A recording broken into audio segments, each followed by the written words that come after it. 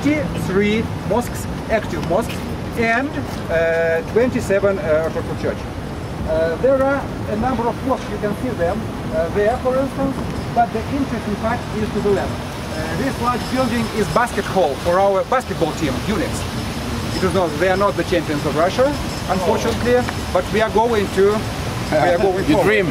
But nearby, it is interesting combination. So this blue church is Catholic one. It was built as an answer to the Pope of the Rome. He gave us back the icon of Madonna of Kazan, very famous icon. And as the answer, it was built this Catholic church. We don't have Catholics here, but we are ready to accept them. The church is ready. To the right, you can see the couples of the old-fashioned Russian church, Orthodox church. And to the left, it is normal Orthodox church.